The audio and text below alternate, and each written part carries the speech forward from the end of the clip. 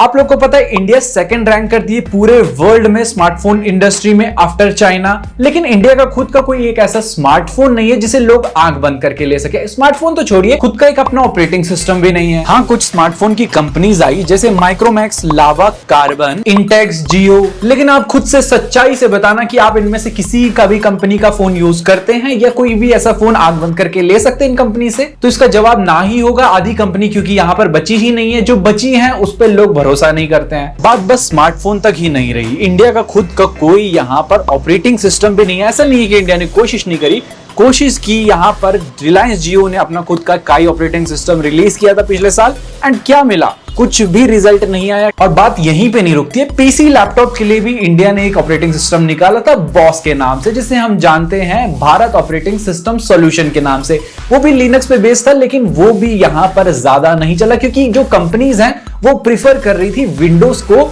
And boss जो है नया था तो किसी ने उसको प्रीफर ही नहीं किया, एंड यहाँ पर बॉस का लॉस हो गया। आगे बढ़ने से पहले आप सभी से एक क्वेश्चन पूछना चाहता हूं, आप कौन सा फोन यूज कर रहे हैं, उसमें कौन सा यूआई, नीचे कमेंट सेक्शन में जरूर बताना।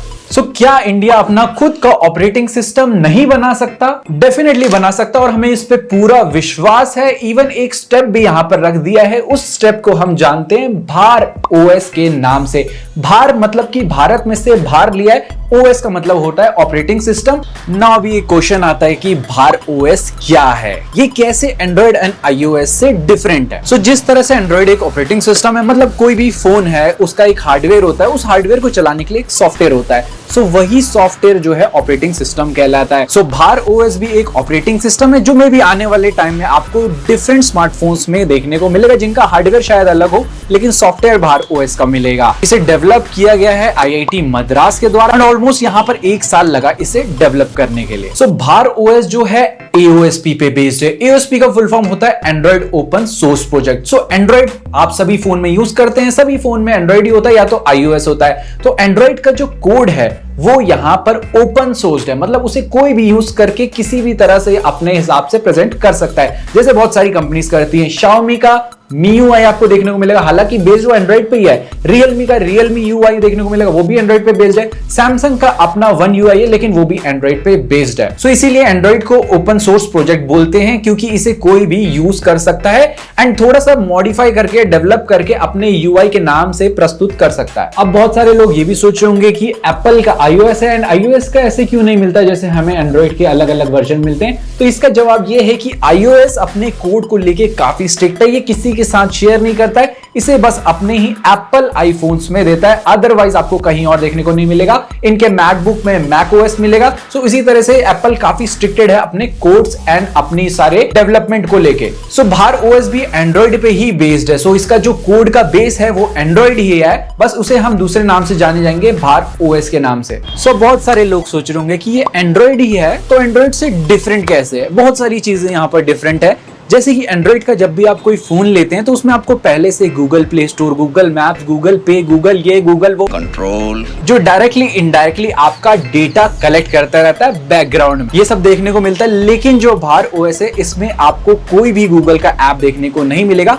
मे बी इसका लुक आपको शायद सेम मिले, फंक्शंस कुछ यहाँ पर सेम मिल जाए एंड्रॉइड के जैसे, बट भार ओएस में कोई भी गूगल का ऐप नहीं होगा, ना ही गूगल का प्ले स्टोर होगा जिससे आप ऐप को डाउनलोड कर सकें, बल्कि यहाँ पर इनका खुद का एक ऐप स्टोर होगा जहां से आप एप्स को डाउनलोड कर पाएंगे। एंड एप्स भी सारे गूगल प्ले स्टोर वाले ऐप नहीं होंगे, ये वही एप्स होंगे जो इंडियन यूजर के हिसाब से परफेक्ट बैठेंगे, ऐसा इन लोगों का कहना है। जिससे क्या होगा, पहली बात तो यह है कि आपकी सिक्योरिटी यहां पर बनी रहेगी, क्योंकि गूगल के जो भी एप्स रहते हैं थोड़ा बहुत आपका डेटा बैकग्राउंड में यहां पर कलेक्ट करते रहते हैं, वो चीज प्रिवेंट होगी। ऊपर से सिक्योरिटी भी यहां पर ये लोग टाइट रखने वाले हैं भार ओएस में। बहुत सारे लोग ये भी सोच रहे होंगे कि क्या हम भार ओएस को किसी भी स्मार्टफोन में इंस्टॉल कर पाएंगे? इसका प्लान यही है कि फॉरेन ओएस की डिपेंडेंसी को कम कर रहे हैं। जैसे बाहर की Xiaomi चाइना की है, वहां MIUI, Realme भी चाइना की है, ओप्पो का कलर ऑपरेटिंग सिस्टम भी चाइना का है।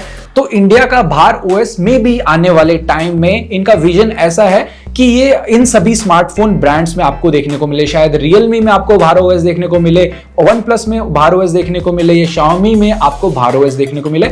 ऐसा विजन है। आई नो इस चीज को जो है अभी प्रैक्टिकली बिल्कुल हम पॉसिबल बोल नहीं सकते, लेकिन आने वाले टाइम में इन चीजों को ये इंप्लीमेंट करने वाले हैं। सो स्टार्टिंग में ये भार OS को कुछ limited devices and limited organisation के लिए ही यहां पर इनेबल करेंगे, जिनको यहां पर सिक्योरिटी चाहिए, प्राइवेसी चाहिए, एंड लेटर ऑन में भी इसे और ये एक्सपैंड करें। सो अभी कोई यहां पर फिलहाल रिलीज डेट की कोई कंफर्मेशन नहीं दी है इन लोगों ने।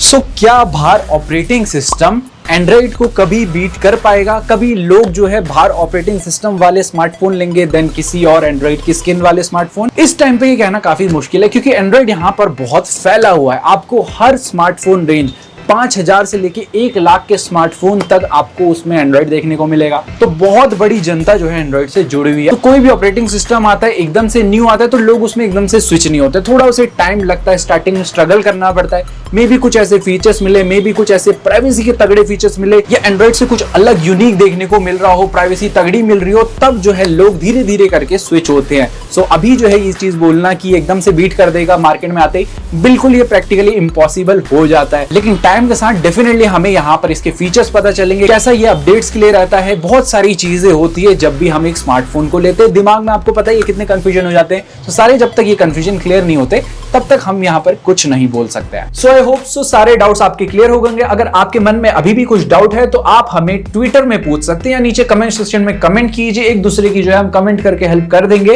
या तो आप हमसे इंस्टाग्राम पे भी जुड़ सकते हैं। सभी पे जो है हम सबसे पहले आपको सारे टेक न्यूज देते रहते हैं। सो मेक श्योर कीजिए कि सभी जगह फॉलो भी कर लें। मिलते हैं ऐसे किसी न्यू इंटरेस्टिंग वीडियो के साथ। टिल देन जय हिंद, take care and stay fit.